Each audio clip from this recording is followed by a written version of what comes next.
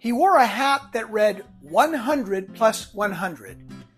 An Austin pastor in his early 40s had a 50-year plan to plant 100 churches nationally and 100 churches internationally.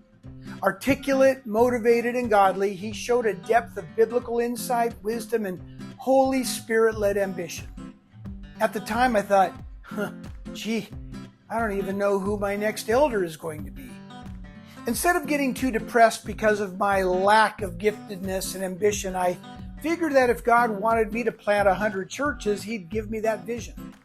Hey, I'm Pastor Steve with your daily Poke in the Eye devotional. Galatians 6, 4 through 5. Each one should test their own actions.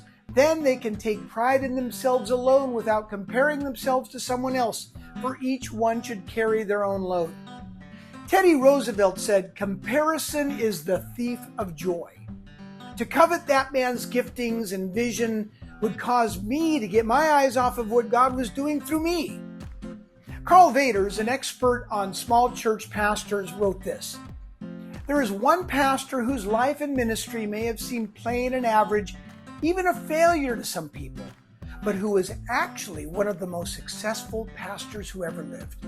This pastor spent an entire ministry in obscurity. After serving in 3 short-term pastorates his first few years, he settled into a small church where he spent the rest of his life preaching, teaching, caring for the sick, baptizing people, and performing marriages and funerals. When the pastor died, there were few people left in the little church, and not a lot of folks came for his service. Yet this pastor was successful, very successful. Why? The pastor did what Jesus called him to do. He stayed faithful. He never gave up. He was a good and faithful servant. A heart at peace gives life to the body, but envy rots the bones, Proverbs says. Stay faithful where God has placed you.